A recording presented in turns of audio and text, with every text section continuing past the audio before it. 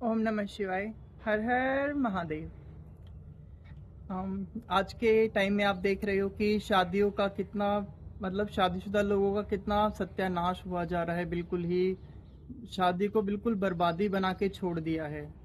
लेकिन शादी जो रिश्ता था ये स्वयं महादेव ने और माता पार्वती ने बना के दिया था मनुष्य समाज को, जिसमें कि दो लोग जो है इकट्ठे शादी करते हैं और परमात्मा की जो है प्राप्ति करते हैं। लेकिन आज आप देख सकते हो कि शादी बिल्कुल एक दूसरे की, ये लगा लो, बंधन की तरह ही बन गई है कि बस दोनों एक दूसरे को खुशी देने की बजाय एक दूसरे को परेशान ही किए जा रहे हैं, एक दूसरे को मौत के घाट उतार दे रहे हैं। जबकि हमारे धर्म में, हिंदू धर्म में तो कहते थे कि जो शादी है वो जन्म जन्मों का बंधन है। ये सिर्फ एक दिन की बात नहीं है कि एक साथ फेरे लिए, अभी इससे लिए, उसको छोड़ के फिर हम दूसरे पे चले जाते हैं, फिर तीसरे पे। ये जो इच्छाएं हैं ये कभी खत्म नहीं होगी, क्योंकि परमात्मा आपके जीवन में उसे ही भेजता है जो आपके लिए उपयुक्त होता है। अगर आपको लगता है कि ये मेरे लिए उपयुक्त नहीं है, ये आपकी सोच हो सकती है। लेकिन जो आपके लिए बिल्कुल सही है, जो आपके कर्मों के अनुसार बिल्कुल सही है, वही जो है आपको अपना पार्टनर मिलता है।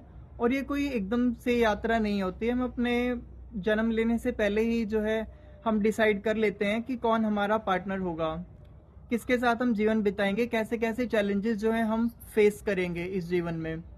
लेकिन जब हम पैदा होते हैं, बड़े होते हैं, जब हमारी शादी होती है, तो अचानक से वो चीज़ें हम भूल जाते हैं और बस रह जाती है सामने वाले की बुराई, सामने वाले की कमियां, सामने वाले की खामियां। सिर्फ इसके सारे शादी का बंधन नहीं चल सकता है।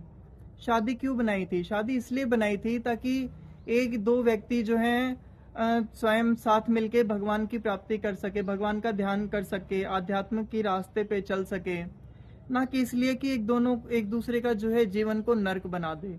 अगर जीवन को नर्क बनाना है तो शादी क्यों ही करनी है? इससे अच्छा बिना ही शादी के रहो।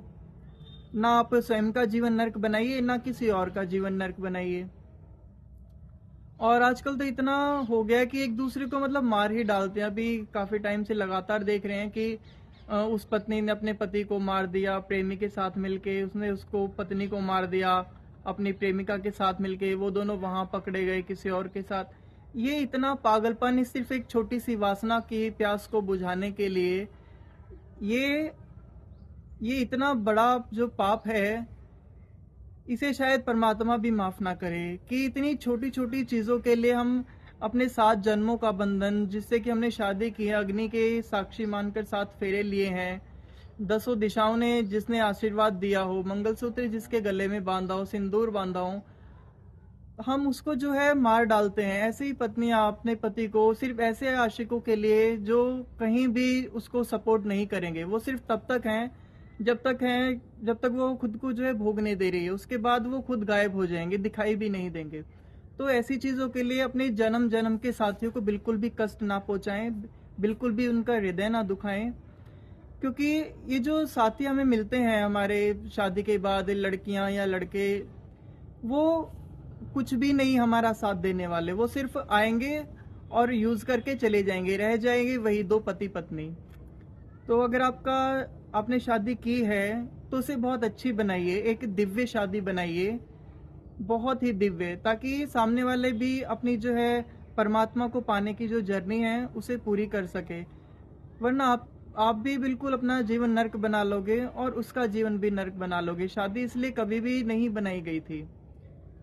तो जिससे भी आपकी शादी हो, दोनों बहुत प्रेम से रहिए, एक दूसरे का जीवन नर्क ना बनाइए। फिर कहते हैं एक दूसरे को बहुत प्रेम दीजिए, सच्चा प्रेम दीजिए। ये जो बीच में छोटे मोटे ये जो बॉयज गर्ल्स एक दूसरे की जिंदगी में आ जाते हैं शादी के बाद भी, इनको बिल्कुल भी इनके करीब ना जाएं, क्योंकि यही होते हैं जो हमारी शादीशुदा जिंदगी को जो है नर्क बना देते हैं और इनको भी कुछ नहीं मिलने वाला। ये जो बीच में आ रहा है, ये भविष्य में जो ये कर रहे हैं दूसरे व्यक्तियों की जिंदगी के साथ, दो शादीशुदा जोड़ों के बीच में आके, आगे जाके इनका भी वही हाल होना है। ये भी नर्क का जीवन ही भोग के जाएंगे पृथ्वी पर।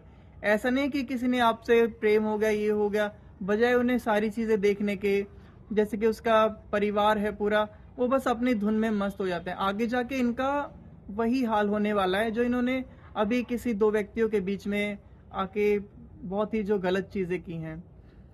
तो ऐसी ऐसी जो हवाएं हैं इनसे बच के रहिए, अपनी शादीशुदा जीवन को अच्छा बनाइए, 7 जन्मों का साथ है, एक दूसरे के लिए समर्पित रहिए, साथ में परमात्मा का नाम लीजिए और बहुत ही सुंदर जीवन जिए, हमेशा आनंद में रहिए, एक दूसरे का ध्यान रखिए, तभी शादी जो है बहुत सुंदर बन सकती है।